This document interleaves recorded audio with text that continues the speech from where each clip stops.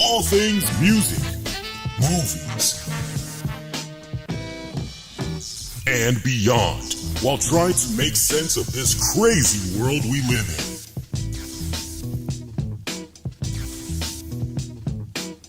All while keeping it honest, insightful, and interactive since 2011. And now your hosts, live from the nation's capital of Washington, D.C., Lee Sanders.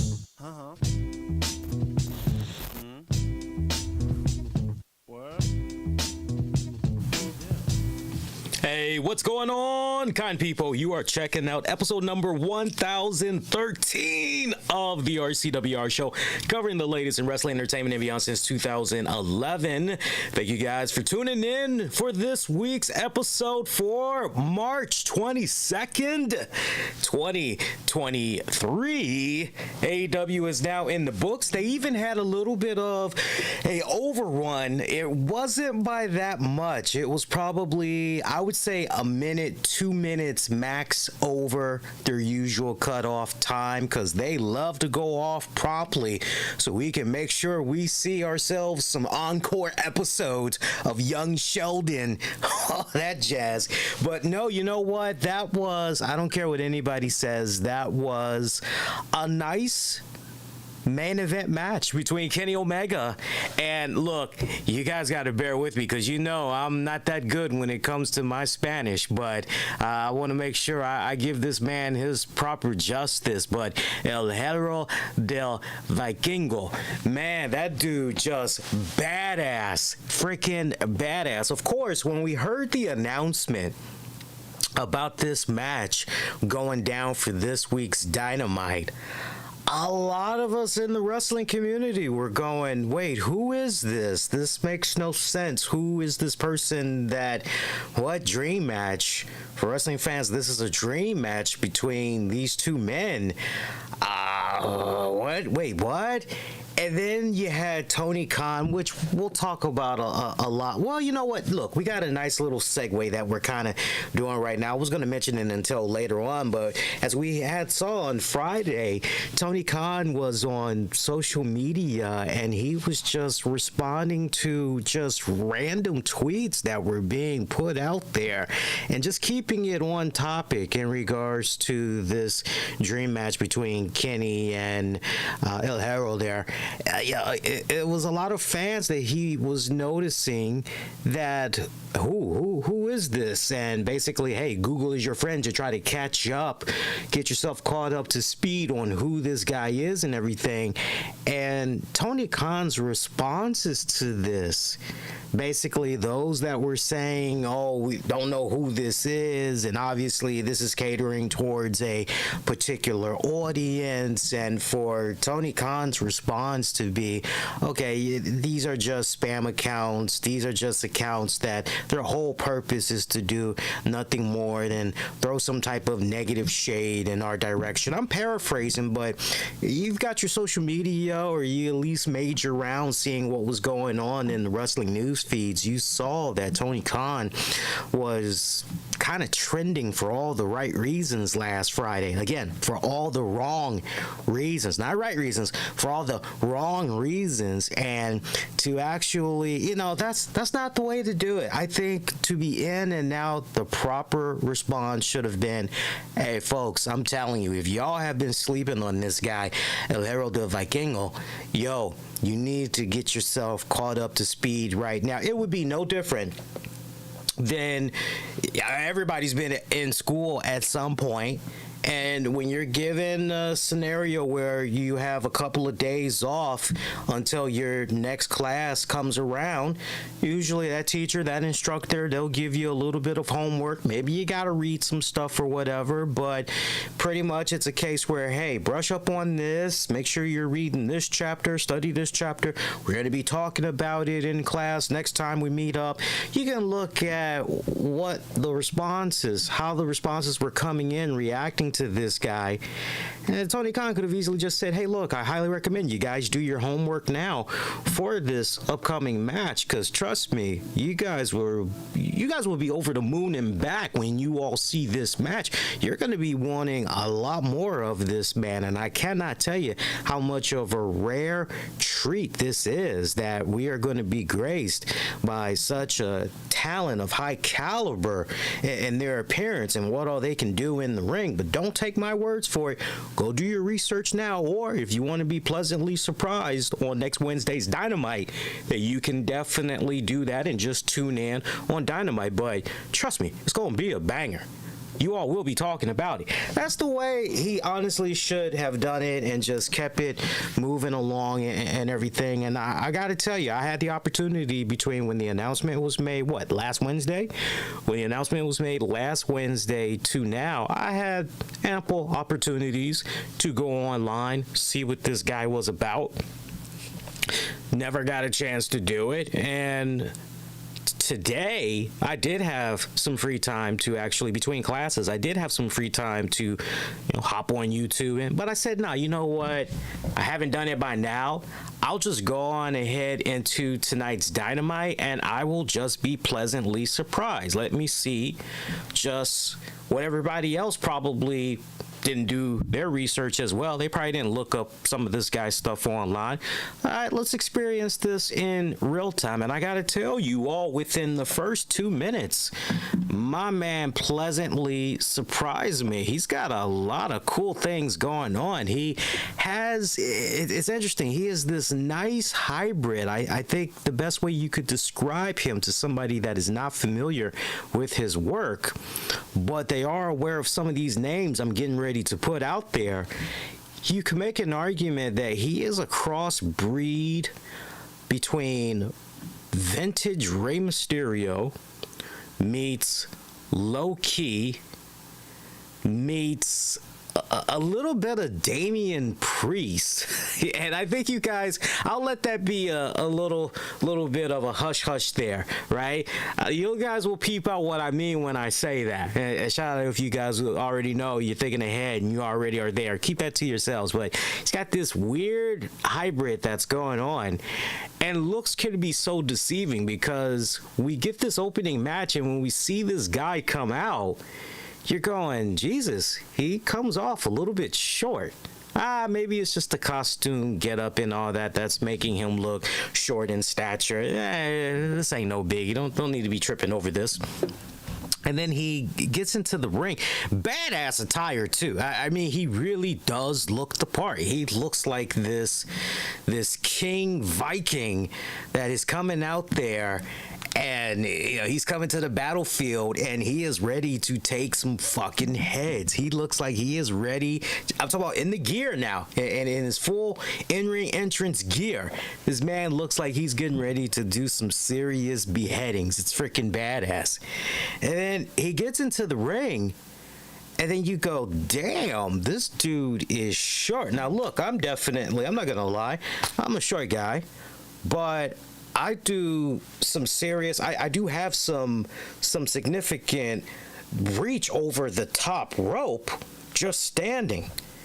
This guy barely came over that third top rope. I'm going, oh man, we're going into Rey Mysterio or a little bit shorter territory here. Oh, okay, well, hey, it is what it is. Look.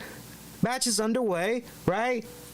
This guy could be packing a whole lot of dynamite. Thus, hey, it's great that he is on a show called Dynamite, right? Big things come in small packages. Let's just wait and see what happens.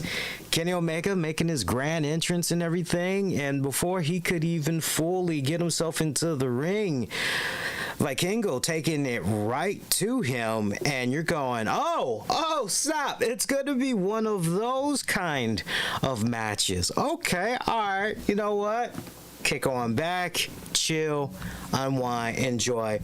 It was good. I would say that it was a little bit long-winded in a couple of areas one area for me was just the false finishes. I know this is a trademark of AEW's. They love to just spam the hell out of false finishes, but yeah, I honestly, I felt if I were to really be critical of what I saw tonight between these two men, that right there, just the spamming of false finishes after, one big setup spot after another, and then going into the near falls, wasn't a fan of any of those.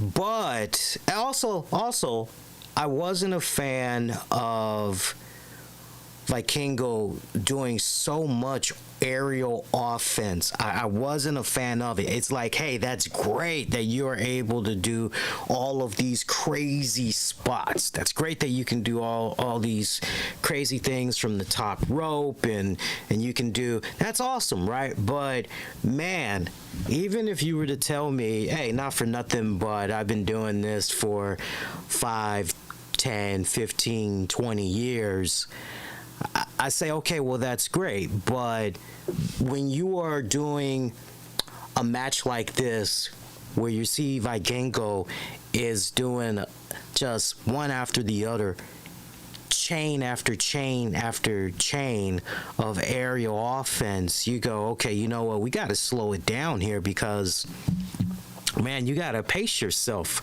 Because not for nothing, this wasn't like, a 10-minute match. That's not what we were seeing here for this main event. This went about, because I'm remembering when they did the theme entrances and everything, it was a couple of minutes before the 30-minute mark.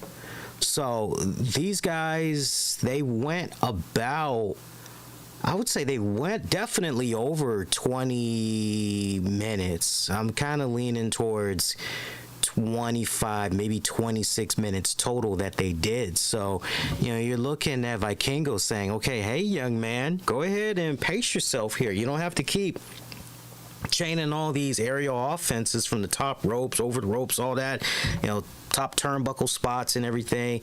My man was doing these insane corkscrew 630s off the ropes, top rope, just crazy.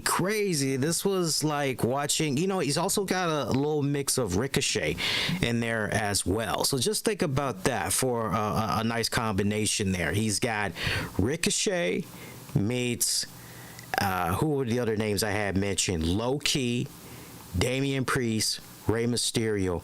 All of those rolled up in one. Really freaking badass, man. Seriously. I see why Tony Khan kept saying what he was saying, and those that actually remember that we were supposed to see this matchup a couple of years back, but for whatever respected reason, no, that's right, because Kenny, he had got injured and he pretty much was out for about a year and everything, but this was a match that many fans had wanted to see. Tell you what, the timing of this, pretty badass, especially all things considered, with the fact that a couple of, what's it been now, maybe over a year, 2 years now, you had that fallout, if you will, between Tony Khan, AEW, AAA. Actually, no, that wasn't even, no.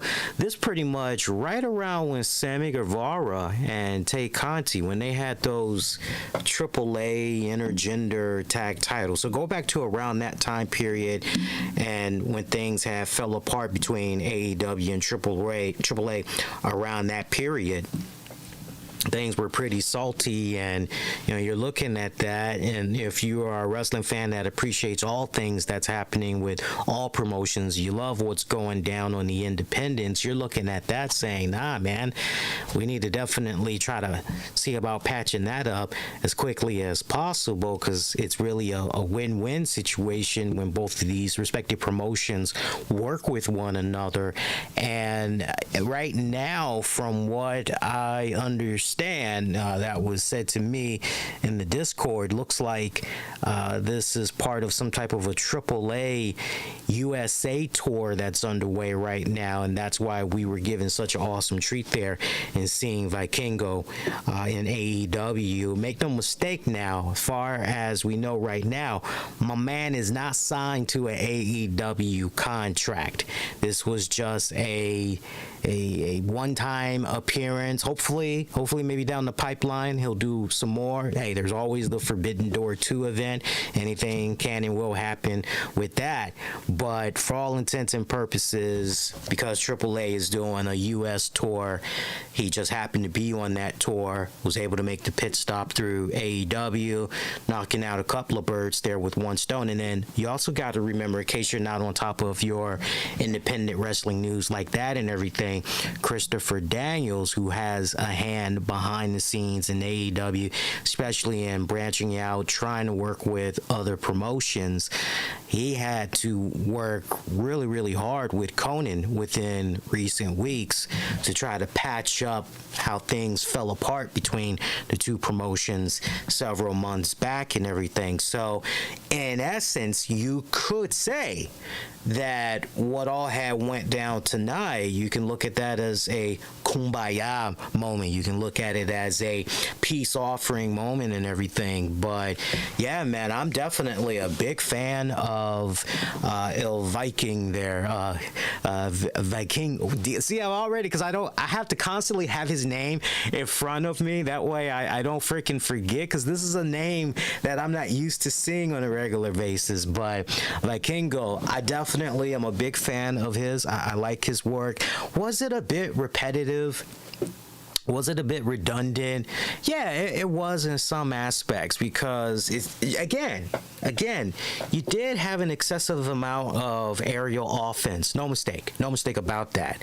And at times you're just looking at this match and you're going, all right, look, guys, that's great that you wanted to start this off nice and hot, doing your flips and everything, but slow down the tempo a little bit. Let's see some technical wrestling here, right? Go ahead and take your time. You don't need to rush. You don't need to get in all these insane. You got all the time in the world. You got almost 30 minutes here. But these guys were just going non-freaking stop at one another. Just big move after a big move after a big move. And that's great. I was aware of some of the chatter that was going on. I did see some stuff on social media, as well as a couple of forums and discords that I was hanging out in. You just mostly, chatted here and there, but mostly I was just taking it easy, just checking out the show, seeing what was happening. But, it seemed for a decent amount of folks, they looked at this and, it's another flippity-doo guy. That's all it is. It's another flipping guy. Nothing special right here. There's nothing. And, and it sucks that those that looked at what they saw tonight between Omega and Vikingo, it's sad that that's all they had saw, because if they really had took a step back and really appreciated what they were seeing for what it was worth, they were seeing something pretty special here with this man. They definitely were seeing something along the lines of some of the names I had mentioned before, as far as a Rey Mysterio, or back in the day, Psychosis, Super Crazy, who's Eddie Guerrero. You were definitely seeing some vintage Penta, for sure, vintage Pentagon, Ray Phoenix, to a degree. You were definitely seeing some, you understood what the hype was all about. But I could see people be in a position where they're desensitized by what they're seeing, because not for nothing, but when you're checking out AEW on a weekly basis, you see all the flips and all kinds. If it ain't flips, you're seeing a whole bunch of thigh slapping. Okay, which reminds me, tonight's Dynamite had a few areas where the cameramen were not in the right positions, and as a result of that, clear as day, you were seeing, okay, this person is supposed to hit this person, right?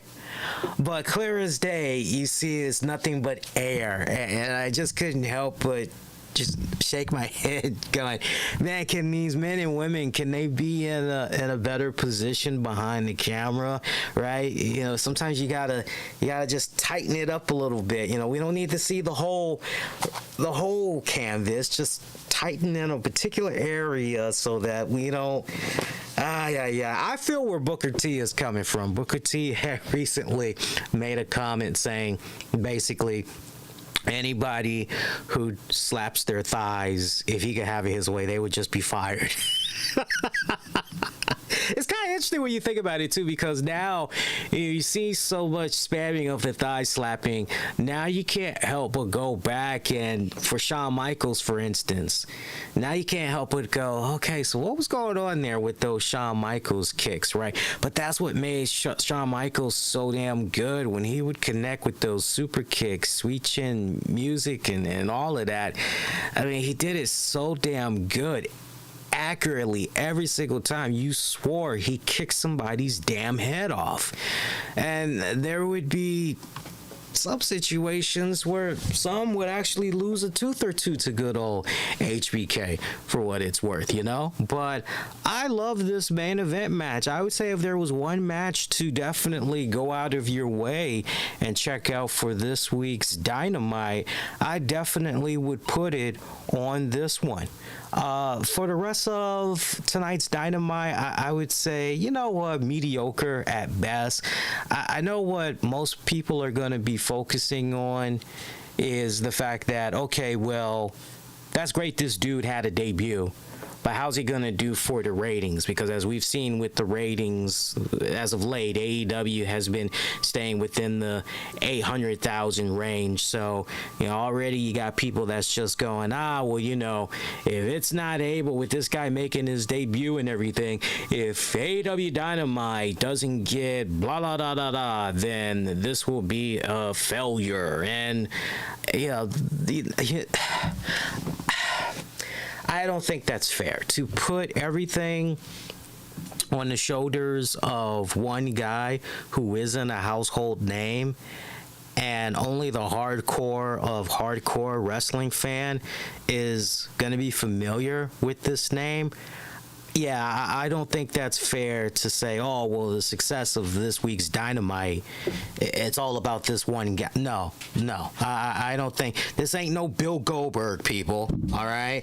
I know we talked about that on Monday's show, but we'll definitely talk a little bit more about that later on and everything. But, yeah, you know, so you got that narrative that's out there, which I just think is quite silly. Now, this was honestly one of those type of matches where you just sat back and you just enjoyed yourself for what it was worth. And you know, I'm like this. It's amazing how there's a decent amount of people that hang off of the words of certain podcasters, and it's, hey, look, at the end of the day, rather than be so concerned about what this certain podcaster had to say, and you can tell who truly has their own thought versus, okay, this person is adopting the mindset of this individual over here. They aren't truly speaking for themselves. They are speaking in the mind and persona of someone that they idolize, somebody that they respect. And that's very dangerous territory. Very dangerous territory when you're going down that path, right? Because it can have some dire consequences, you know, when you're going. I always say, don't worry about what other people, worry about what you like. What gets you going? What has you saying, you know what, damn, that was a really good match. I actually enjoyed that. What do you look for in a good wrestling match? So that's what I always try to strive to suggest to people, that, yeah, I've been there. I've done that over the years. I've come across people who are just so gung-ho about making their rounds, listening to podcasts, and it's scary when. I'll tell you this story. This will help you guys out a little better. So I remember this one time, many years ago. This was probably about 7 years ago, right? I remember I had worked at this one security company for the holidays. You know, I was working it while working my main full-time gig. I just wanted to bring in some extra money so the family could have a really nice Christmas and everything. And I remember there was this one guy that I was talking to. Boy, this guy, when it was all said and done, he didn't believe in working. All he wanted to do was just sit in his car for the entire graveyard shift and smoke his weed and listen to podcasts. And unfortunately, you know, with the site that we were working at for security, you couldn't do that. I won't say the name of where, but it was a pretty big site. You know, we're talking millions and millions of dollars. Let me tell you something. If the client would have seen what he was doing, we definitely would have lost that contract. And then it would have been a case of, okay, how do you explain this to your superiors, right? One of those type of deals. And somehow we got on the topic of wrestling, and I remember I said to him, I went at the advice of the wifey, who said, hey, you know, when you come across people and it turns out they're into the wrestling, you know, just politely, just casually bring up that you do a podcast covering wrestling, and, you know, gauge them that way. If they're interested, they're interested. If they're not, they're not. But, you know, yeah, I said, okay, cool. And so I remember when we were, you know, having our conversation, me and this guy, I remember somehow wrestling was brought up, and, you know, we started getting into what we check out and everything like that. And then I had casually brought up the fact that, you know, hey, I do a wrestling podcast. And normally, from my personal experience, and maybe veteran podcasters can back me up on this, when you come across somebody in your own respected city, state, and everything, and, you know, oh, hey, I do a podcast, usually the response is, especially if it's up your alley, it covers what you like and everything, it goes, oh, well, hey, you definitely got to tell me the name of the show. I definitely wouldn't mind checking it out, because, you know, yeah.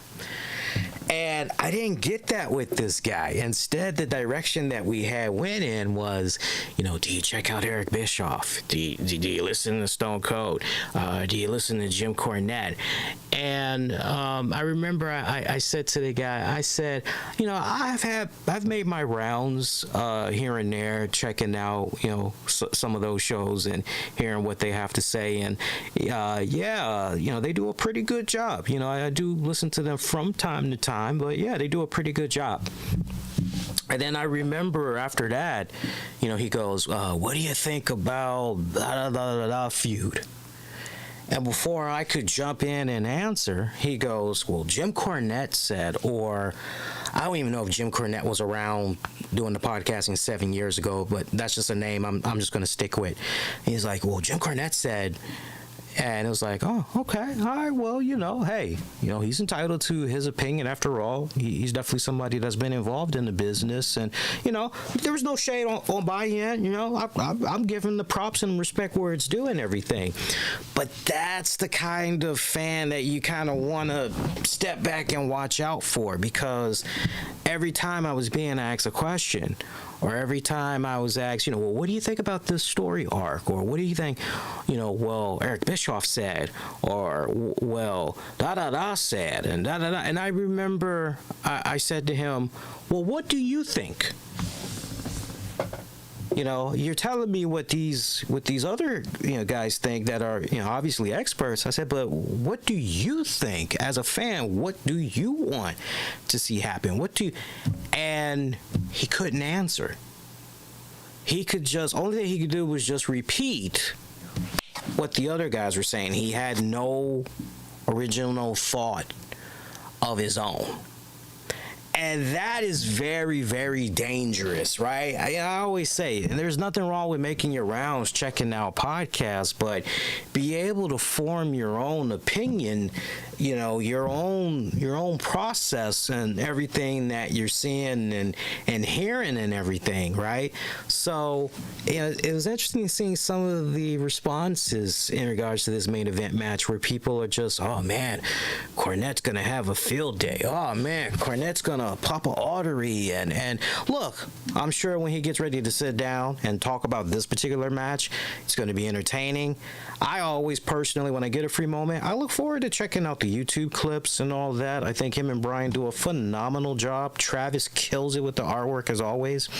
But guys, girls, don't be so caught up on what other people are thinking, you know, what they have to, you know, think about how you're experiencing what you're seeing. And if anything, make those mental notes on what you're checking out, how you're experiencing it, the pros, the cons, and if anything, see if what you're thinking, how you perceive the match, segment, what have you, if it matches up to that of what some of your favorite podcasters or podcasters you just discovered for the first time, see if it matches up. That way you can truly, you know, if you come across something you're watching on TV for that week and you know the match was the drizzling shits, and it was the drizzling shits because, make no mistake about it, definitively it was the drizzling shits because ABC,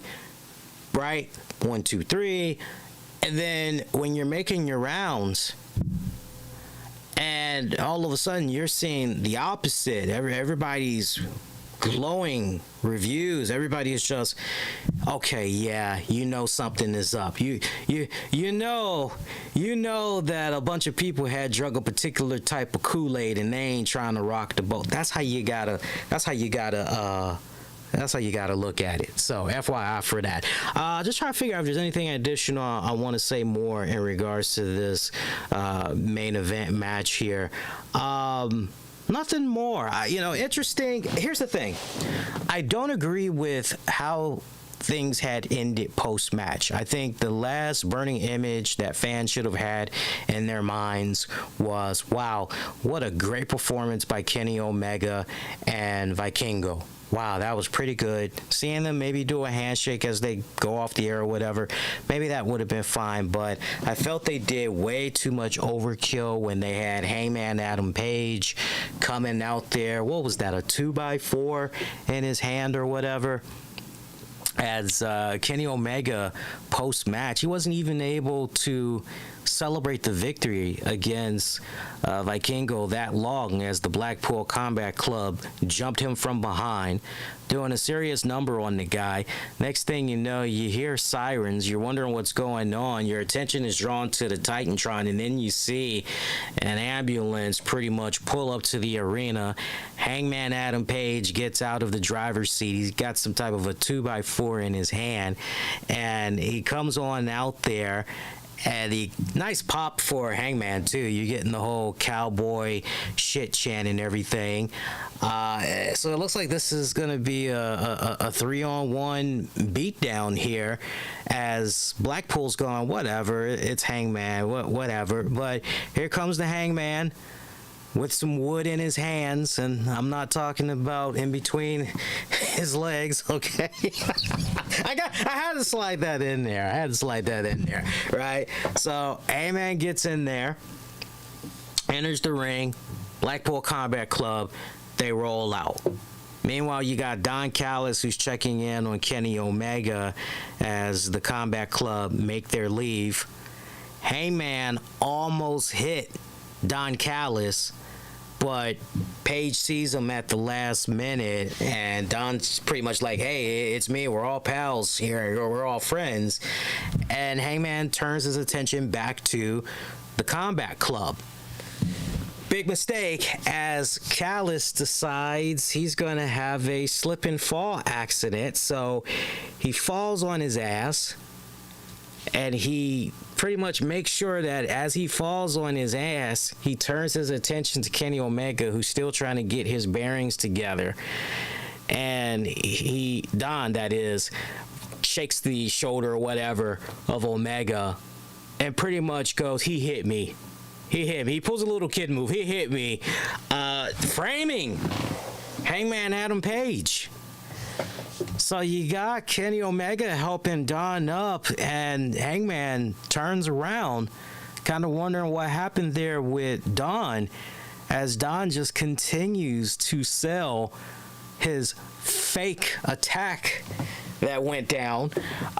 Good, funny shit right there, as Kenny is helping Don out of the ring, saying to Hangman, how could you? What's wrong with you, man? What were you thinking?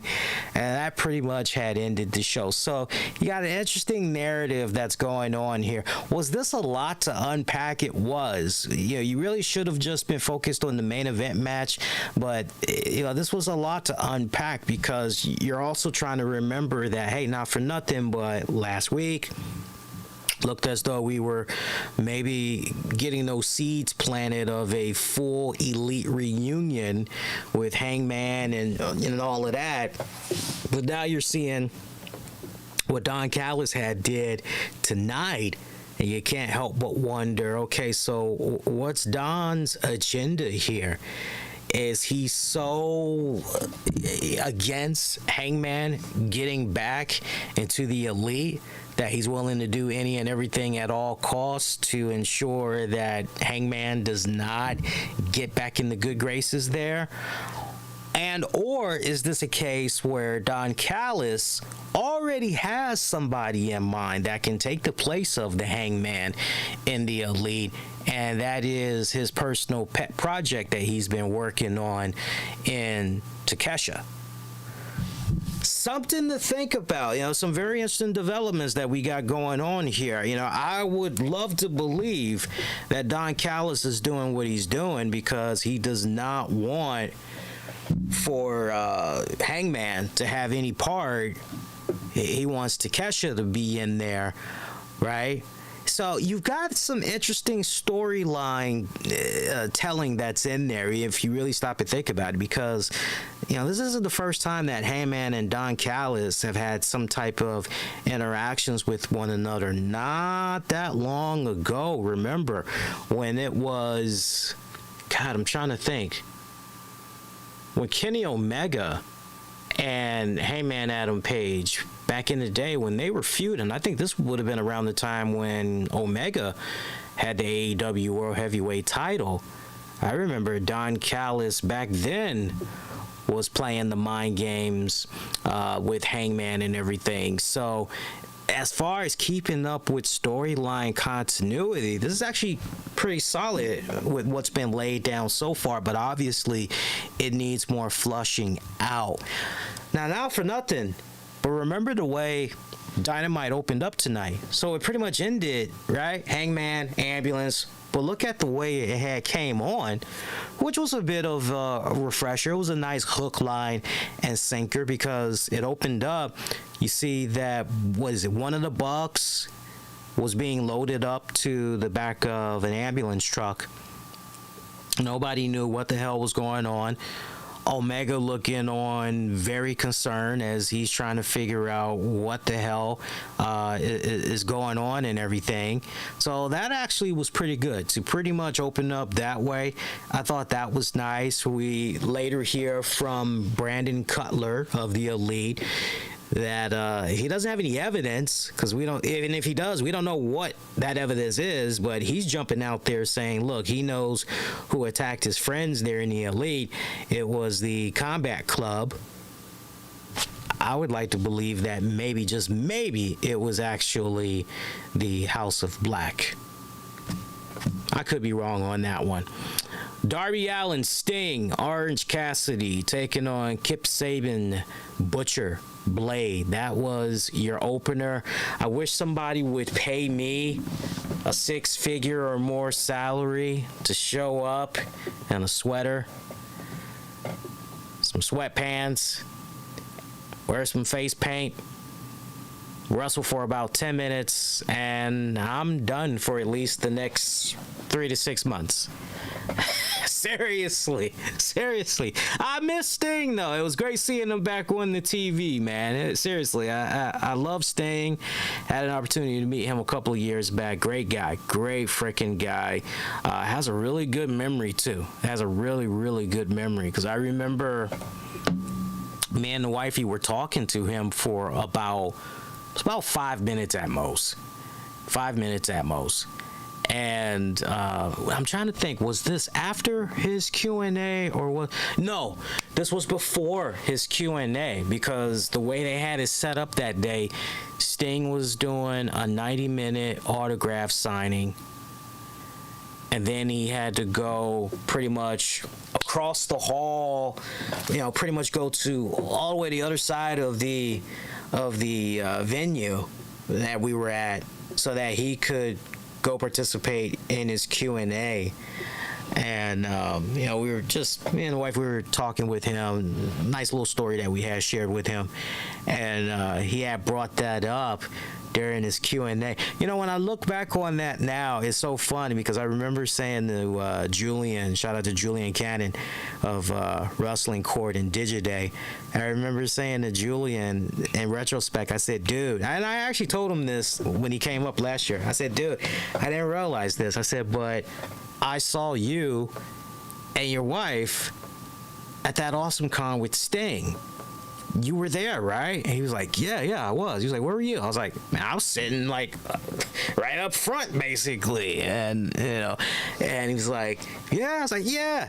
And it's funny, how just certain things play back in your head. You don't realize it at the time, but I don't know why I just looked at him, but through him, if that makes any sense, right?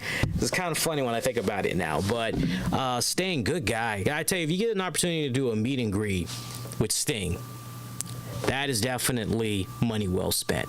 Definitely money well spent. So take that from me. Darby Allin, Sting, Orange Cassidy picking up the victory. Good old-fashioned six-man tag match. I got no complaints about this match whatsoever. Executed just right. If I were to nitpick just a little bit, maybe they should have held off on Sting just a little bit longer, getting in there and everything, because you could make an argument that, maybe the way this should have went was Sting is constantly being denied the tag, which really builds up the momentum even more to when he finally gets that tag, that hot tag. This is what we've built up to, rather than just, okay, after about 2, maybe 3 minutes, bam, Sting is tagged in. Maybe they could have built it up more for the icon, but that might be too much nitpicking for some, but still, they did pretty good for what it was worth. AEW Tag Team Championship match, Top Flight taking on the Guns, brothers versus brothers. This was a first for AEW, especially as far as tag team action goes. Gun Club picking up the win. Decent match. Honestly, it felt more like I hate saying this, I really do, but I'll call it for what it was worth. It was basically like a YouTube match, right? Even though this was for the tag titles, this just, that's no shade on the Gun Club. They're coming along. They are. And I think what this match did serviced them well, as far as continuing to be that mighty bold peacock strutting his feathers.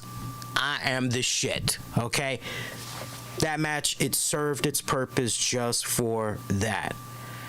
I think the real story is, okay, so what's going on here with the Gun Club and FTR, now that FTR is back? As remember, you've got, who was it, Dex Harwood on the podcast saying that apparently him and Cash, they made up their minds. They know what's going to be happening in April. Well, seems that pot has been stirred a little bit more, because FTR came out And Gun Club was very quick to shoot them down, saying, no, you guys are not going to get a tag title opportunity. You can forget about it. It ain't happening. Y'all lost so many belts left and right. You even lost these titles, to us. So, like no, you guys even lost titles technically to us. So, no, it ain't happening. You're not getting no shot at no tag titles. So FTR tried to sweeten the pot a bit, and they said, well, what if we were to tell you guys that, after we have this match, if you beat us, we'll never challenge for the AEW tag titles. Gun Club not having it.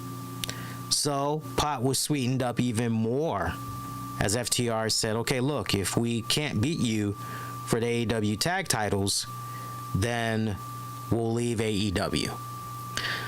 Obviously, this is going to create even more speculation on the future of AEW. You have a decent amount of fans that believe FTR has re-signed with AEW.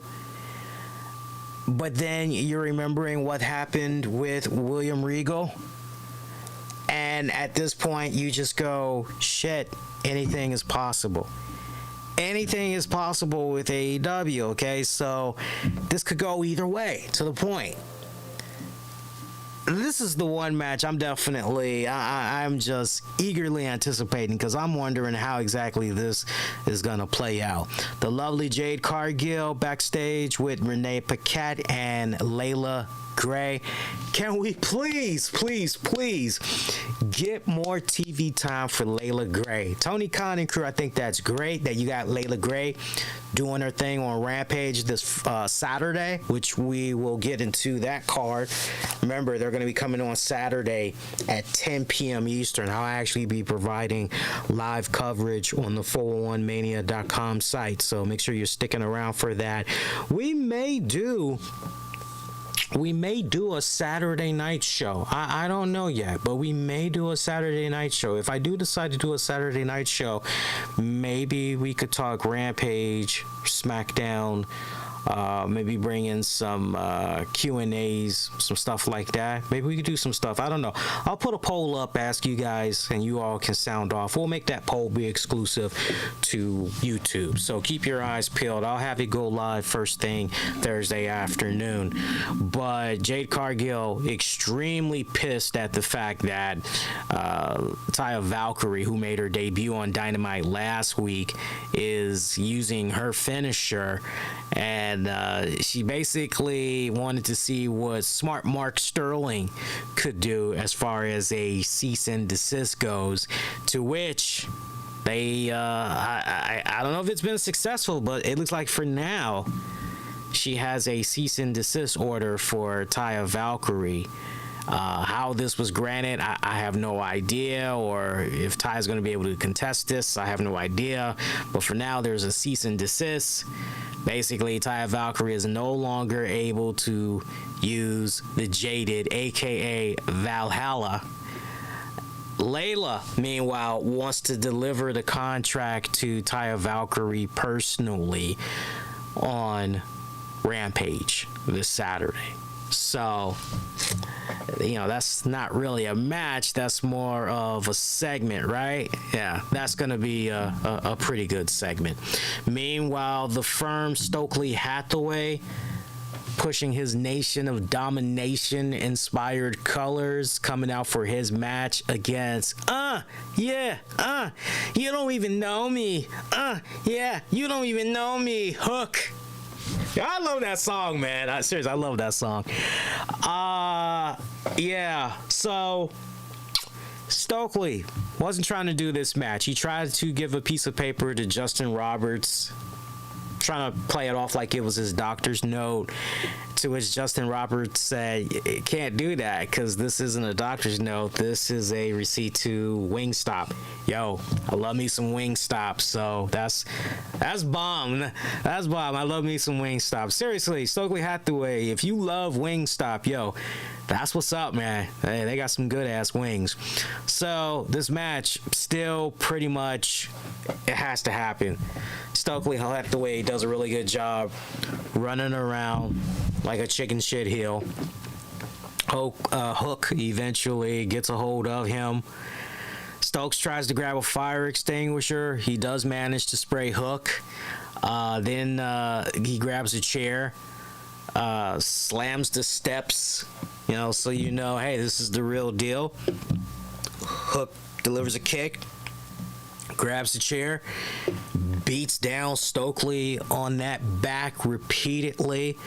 I remember there was a spot where Hook had pulled out this steel barricade from under the ring, and that was kind of hilarious how that spot had went and everything. But capture suplex onto the guardrail, Hook for the pin. Nope. Then he goes for the red rum, makes Stokely tap out. Stokely did a damn good job bumping in this one. I gotta give this guy a lot of credit. I didn't know the guy. Look, if he was bumping in NXT, I obviously missed those episodes. I didn't know dude could bump like that. So I was very impressed with seeing my man bumping around like a mofo. Good stuff right there. Adam Cole, baby, coming on now. Pretty hyped up for next week's AEW All Access debut. He was about to unveil who his opponent is going to be, his first opponent in his in-ring return, when Daniel Garcia came out. Wanted to know where's his props, where's his proper respect for all the matches that he's been involved in these past several months since Adam Cole has been away. Mentioning the people that he defeated. Had to catch himself as he talked about being the best wrestler. He had to catch himself and say sports entertainer. So look at this essentially as a challenge that pretty much was accepted by Adam Cole. So Daniel Garcia, Adam Cole, going to be getting it on next Wednesday on Dynamite. I'm actually looking forward to that one. That should actually be pretty good match. John Moxley taking on Stu Grayson. Moxley picking up the win. About 10 minutes. Hey, first time in a good minute, a John Moxley match. A John Moxley match. Wow, try saying that 10 times fast. Where Moxley did not bleed. You had to do a double take. Moxley did not bleed? What happened? What's going on? Was some type of a quiet mandate passed? What's going on here? So love this. So look, even though you didn't have any blood in this one, that's okay. That's okay. Happy for Stu being re-signed to AEW. I think it was a good move for Tony Khan and crew. This was good. Moxley didn't, this went exactly how I thought it honestly was going to go down. Moxley, rather than attacking post-match, he decides to make his exit after he sees Dark Order members get into the ring. Him and the Blackpool Combat Club, they decide, now we're not going to be brawling this go around. Let's just go ahead and make our exit. So that was that. Sky Blue facing Tony Storm of the Outcasts. Tony Storm picking up the win here. Sky Blue continuing to do better and better every single week. Love Sky Blue. I'm happy. My message to Tony Khan in regards to your women's division, the future of it and everything. You got this thing going on with the Outcasts, but make sure you don't lose sight of, and I don't think he is, but the key is to stay on top of it, right? You want to stay on top of girls like Sky Blue, Willow, Layla Gray. Those are the ones that you really want to be homing in on and everything. And I can't help but look at all of this that's going on here. And I can't help but look at how this whole Jade Cargill and the TBS championship situation is being handled, because it's almost as if it's its own respected universe.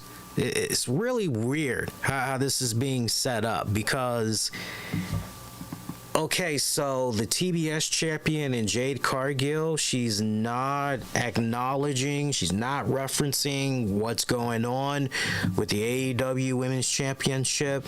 She's not acknowledging or referencing what's going on there with the Outcasts. And, it's just interesting how she's in her own little world there. And I think this really speaks to the volumes of Tony Khan and crew not exactly in a position where they don't know what to do with Jade Cargill. And for me, as a Jade Cargill fan, I'm a big fan of hers. And it's frustrating to see that Tony Khan and crew are continuing to struggle with, what do we do here? And it feels like they are just making stuff up as they go along because they're not really sure. I mean, that's great that you've got this girl in a position now where she's racking up 54, 55, 56, whatever the damn number is now. That's great. But what is the ultimate payoff going to be? Where's the finish line? And if you don't do it with Taya Valkyrie, there is going to be such a bad backlash from fans. Because you're going to have those that are going to be familiar with the work of Taya Valkyrie. Never mind the fact that she was down there in NXT for a quick cup of coffee. Never mind that. This woman has been on TV before. She's busted her ass on the independents. She may not be a household name like a Charlotte Flair or, insert.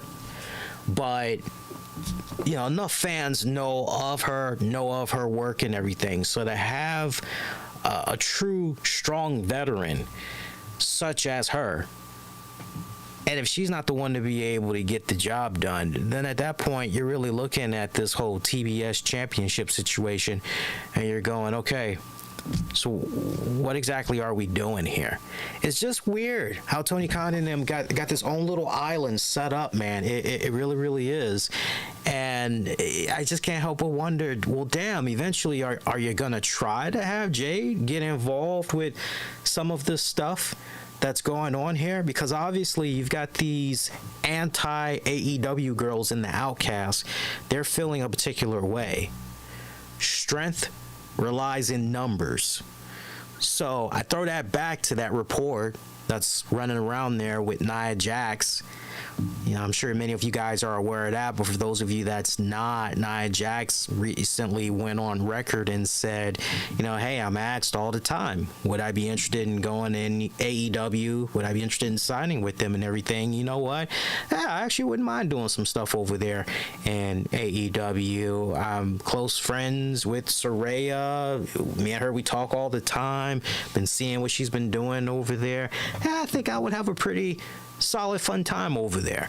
So you hear that, but then the question becomes, well, wait a minute, well, what's going on with Nia Jax in WWE? Isn't that well, remember, we haven't seen her since the Royal Rumble, and by the looks of it, what she did at the Royal Rumble, that was just a one-off. She is not under a WWE contract, so of course this creates a situation where could Nia pop up in AEW? If she were to pop up in AEW, automatically adding her to that Outcast stable, that would definitely, just imagine, we'll say this and we'll move it along, but just imagine if that stable, if they also were to obtain the services of Sasha Monet.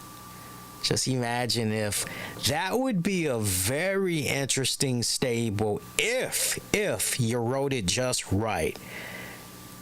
I'm not going to say that what's going on with the Outcast right now, it's getting better. We're still in that period of fine-tuning, flushing things out, trying to figure out, what's working, what's not working. And, I look at it no different than a TV show. I'll give you a perfect example. Bob Odenkirk of Better Call Saul fame. He's back. He's got a new show on AMC. It's called Lucky Hank. And this is a pretty deep series. From what I'm able to understand with this series, this is basically about the character Hank that Bob portrays, who is this professor, English professor at this college campus who's having a midlife crisis. And it is very, very deep. I mean, it's trying to go in so many directions. This is based off of a novel, by the way, which is titled Straight Man. Yeah, the novel is titled Straight Man. But when you're watching the series, the first episode's already out. So I would definitely, if you're a Better Call Saul fan and all that, you just want to, out of curiosity, go check it out.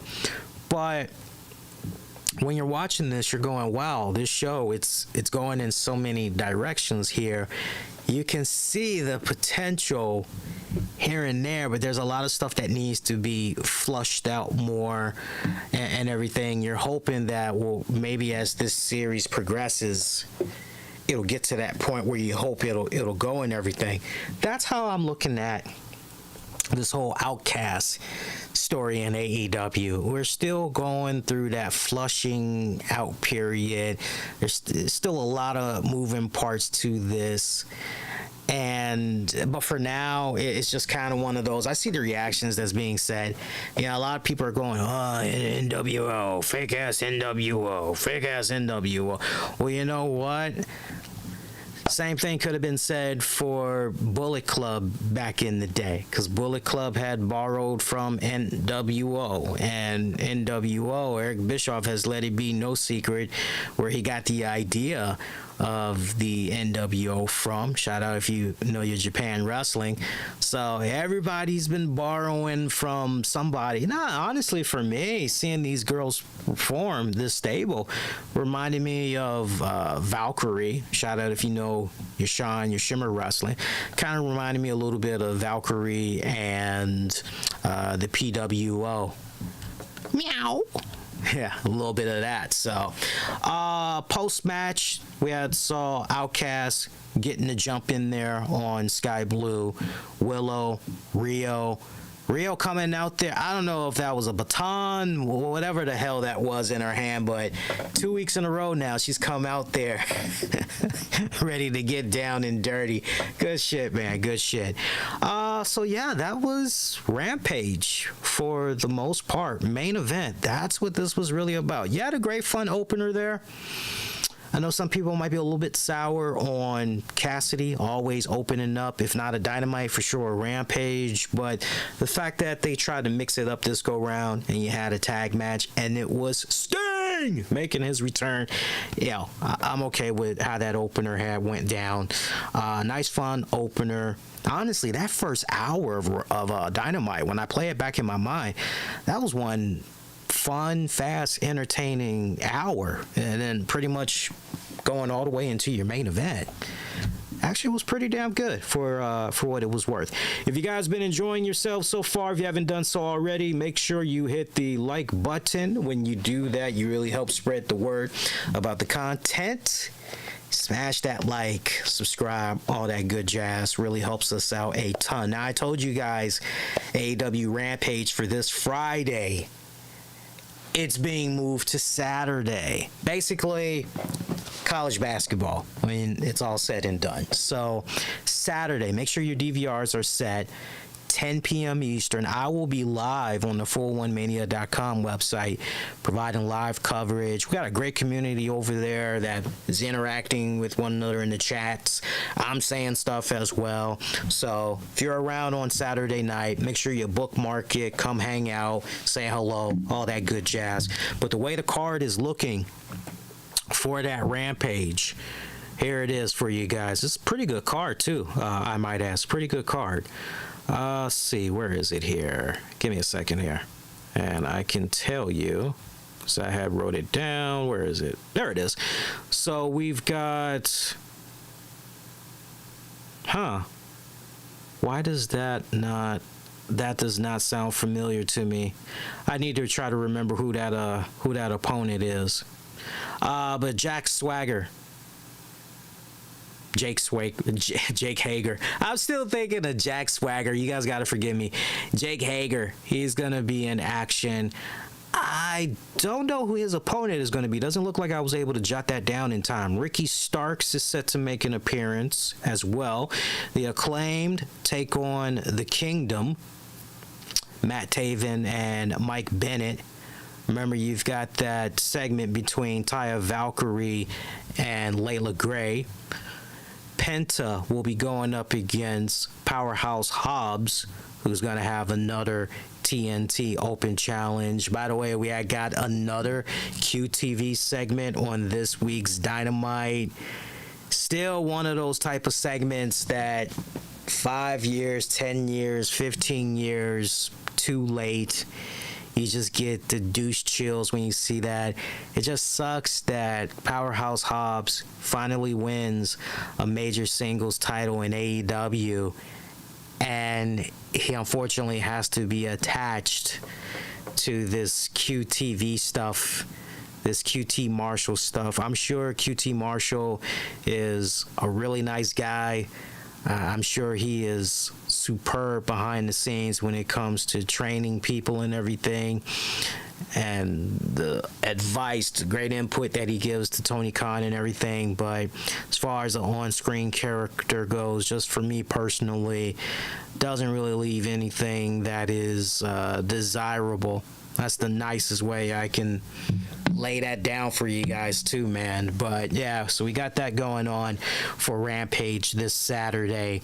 Looks like the ratings are out, by the way, for WWE Legends, the one that was done on Jerry Lawler, and then the second episode, which was done during the second hour for Paige, aka Saraya. Jerry Lawler's did 350,000 viewers on A&E. I was asking around because I was curious what people had thought about the Jerry Lawler special, especially given the fact that it was an hour. Because if you guys recall, I believe it was on not this past Monday show, but last week's batch of shows. I said to you guys, look, go out of your way and pay the extra amount of money to get the Jerry Lawler It's Good to Be the King DVD. And I remember saying to you guys, hey, if it's gonna cost you more than $55, you may want to pass on it, but it's got a lot of nice gems on the DVD that you're not going to be able to find anywhere else, because apparently there's a ton of matches that Jerry Lawler made accessible, because remember, he still owns the Memphis library and all that, or at that time he did. I think he actually finally sold it, but don't quote me on that. I actually got to research it, but at that time he still owned the library, the entire library for Memphis Wrestling. And so he had released a whole bunch of nice gems to be part of that DVD. And I remember saying on that show, okay, well, I guess, if you want to update on Jerry Lawler having the second round with his health scare, and then what all had happened with his son, losing his son, maybe that will. And some of the people that went on record to give their thoughts about that episode, they just pretty much said it was a condensed version for all intents and purposes. Didn't really learn anything new. Right, but that did about 350,000 viewers on A&E. Meanwhile, Saraya, aka Paige, her joint did about 324,000. So numbers not too good. These are pretty much down from the previous week and everything. So that's how it is. Look, you've got some episodes of WWE on A&E Sundays where you go, hey, I gotta go out of my way and check this out. This seems like it's actually pretty damn good. And then you've got some weeks where you just go, hey, you know what, I'm okay. I'm all right with that. By the way, I see that footage that is running around of what all had went down from AEW's, technically their second live house show. Don't ask me to explain. You guys, if you're on top of your stuff, you know what I mean. But I saw the footage that was running around of Britt Baker and Anna Jay. everybody having a field day with that, making fun of it left and right. I see it. I'm aware of the footage. This is all I got to say in regards to that, because this is actually my first time talking about it since it all had went down last weekend, which is this. A lot of what I'm about to say, too, it's all true, which is this is one of the main reasons why you have a house show. You have a house show so that you can fine-tune, you can correct any nasty little habits that you tend to do, all of that. It's all a teachable moment, all right?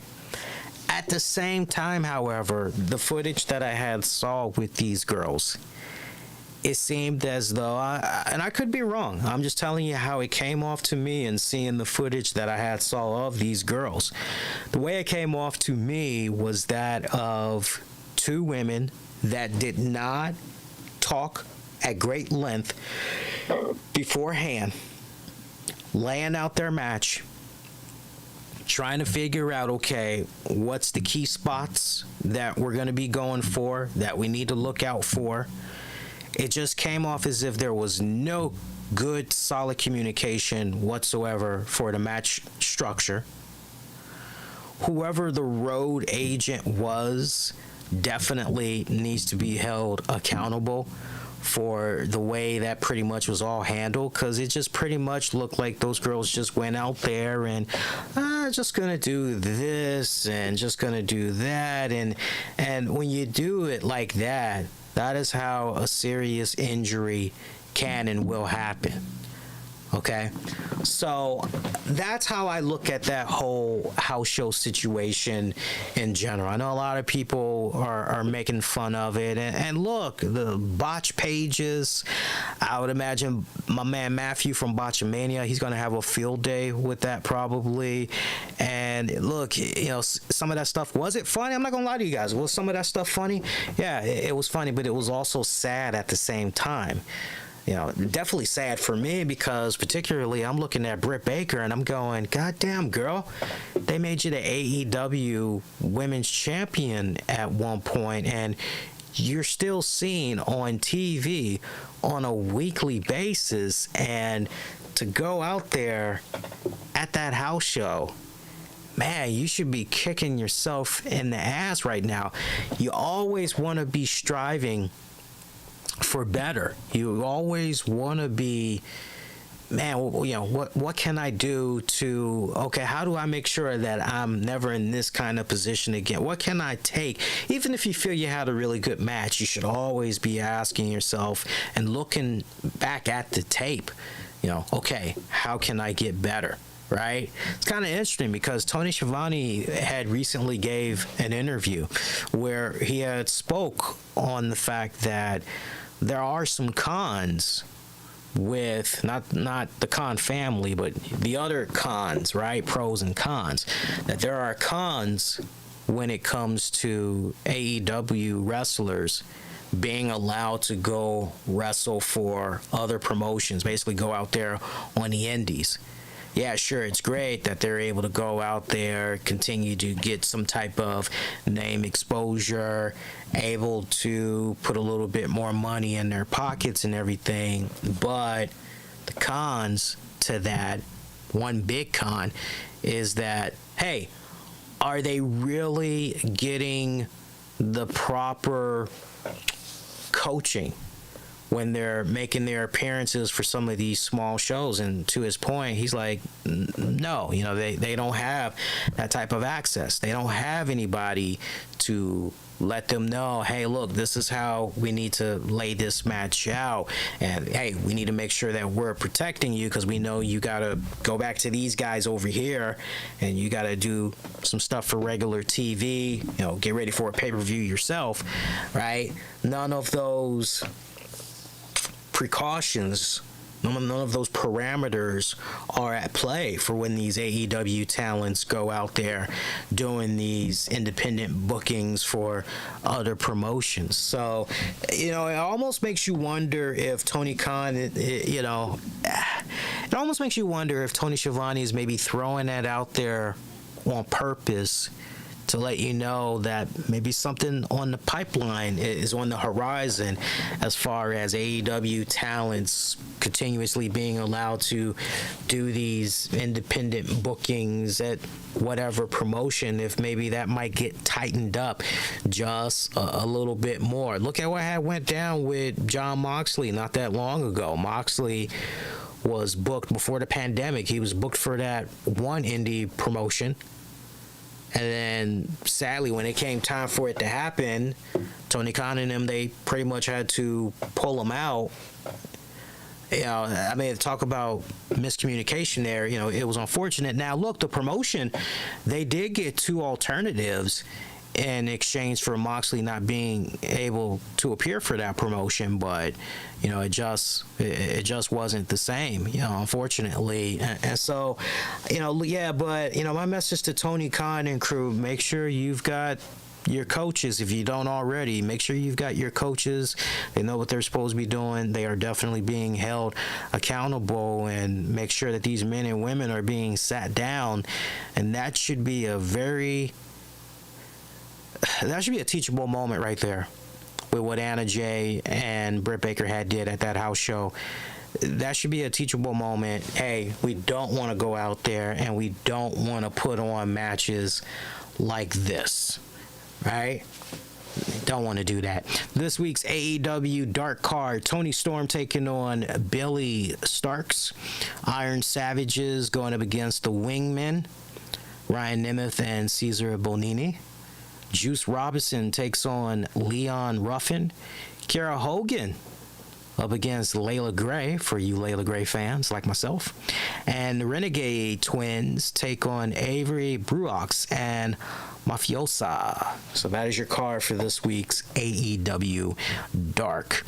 I don't think there's really anything else we need to be getting into on tonight's show. I think for the most part, we're pretty much good to go. Because we were just here, Monday, right? Yeah, we were just here on Monday. And I'm just checking real quick. Yeah, that's pretty much it. I say let's go ahead, let's call it. So we've been on for about an hour 17. Nothing wrong with that. I don't mind it being a short show if you guys don't. Let me look at the comments real quick, because I did have somebody that had put out a lot of stuff within. I was just watching it. I was watching this, and so many comments had came in within, my God, within like 30 seconds. It was just one after another.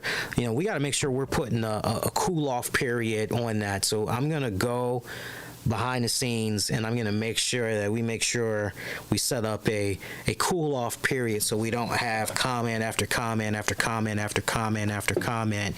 I mean, I appreciate you guys that's interacting, though, you know, leaving some stuff out there and everything, but keep cool, my babies. Keep cool. You know, it's all right. You ain't gotta write a Bible. You know, you ain't gotta write a paragraph. Just kick back and chill here. Let's see here. Hero should have kept going, but AEW did this Kevin Owens segment type running down the ring. I absolutely noticed the similarities, but Tony Khan claims to not be WWE when Sky Blue trying to be Liv Morgan. You know, Alex, that's your opinion. You can stick to that. You know, we have obviously a strong difference of opinion on that one. And I'm not looking at Tony Khan in this case borrowing something from WWE for what had went down in that final segment there between Hero, Kenny Omega, and all the other people in question. I'm not looking at it the way you're looking at it, as far as apples and oranges. I'm looking, and as I always try my very best to treat AEW when I watch the product, unlike some people, and this is no shot to anybody, I'm just telling you my keys to success in watching AEW and reviewing AEW. I don't compare, dare not compare to, okay, well, WWE did this little thing over here, and I never do that. I take it for what it is and how it's been presented. If anything, I do week by week. I do compare Dynamites. I do compare Rampages with one another. If on those rare occasions I watch the YouTube shows for AEW, I compare those to one another as well. So that's how I look at that. When it's all said and done, I think what many of us could definitely agree on, there was too much clutter that was going on there at the end. It really should have been about Hero, Omega, and just, if anything, go off the air that way. If people would have been upset about that, that would have been fine and dandy. Honestly, the right way to go should have been, hey, folks, don't forget, we've got Rampage this Saturday.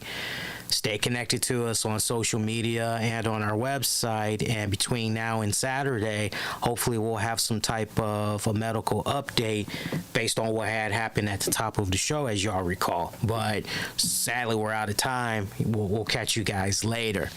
Sky Blue trying to be Liv Morgan. No, that's another one. That's kind of interesting because you say Liv Morgan, and if anything, a bunch of people feel that Sky Blue some feel that Sky Blue is a knockoff version of Cora Jade. Others feel that it's a superior version to some degree in Cora Jade compared to Cora Jade. That's interesting. I'm actually proud to say, Alex, that when I first came across Sky Blue, I was watching her in the NWA way before she even signed with AEW. And I was hipping people to her back then. I said, this is way before Cora Jade had blew up and everything. I said to people, you want to keep your eyes there peeled for Sky Blue. She's got a nice look. I can see her definitely going places and everything. So, no, that's another one I'm going to have to disagree with you on as well. So I see what he did here. It looks like he spam the same message twice, which is not cool. Guys, just one time. If you hit send and you see that your comment is live, there's no reason for you to copy paste again. That's like the number one taboo I don't like. That will definitely get you in timeout. So don't do that. Don't do that. Let's see here. Billy Starks is more entertaining than her on. So again, that's your opinion. So let's skip that one. Jade Cargill basically fought multiple jobbers. No shit. Like, you're not gonna get any argument out of me on that one. Like, that's where all of us are. Like, tell us something we don't know. So okay. So it seems that what Alex was trying to do was just, I wish I could take that time and I could just go one-on-one with, but like, sadly, that's not how this show works. It's ba-doop, we keep it moving along. That's why I rarely read the comments, unless there's a really good valid point that, okay, I definitely want to highlight that. That's why usually I just keep it, but I do appreciate the comments. I do appreciate the comments from you guys. Even when I disagree with some of the things that you guys say, I still appreciate you guys that take time out of your schedule to, hear what I have to say and let your voices be heard as well. As it's always awesome. All right, so on that note, programming notes. So look out on Thursday on the communities tab. Keep your eyes peeled on that poll. Make your voices heard. This weekend, Wow Women of Wrestling. I'm going to see what I can do about some Wow Women of Wrestling. I'm hoping that I can do something of a post-show this weekend or at the very latest Monday. So keep your eyes peeled on that one. The promotion actually reached out to me, and we've got some interviews in the oven we're working on some interviews, so I will keep you guys peeled. I will keep you guys. I will keep you guys. I just got sent a hilarious message. I will keep you guys updated on that one. But yeah, I have begun again working with the good folks over there at Wild Women of Wrestling. So we got a few interviews that's in the pipeline. So more on that in the coming weeks. Be kind. Rewind. Check out previous episodes you might have missed on demand and on the downloads wherever you get your podcasts. Just search the RCWR show.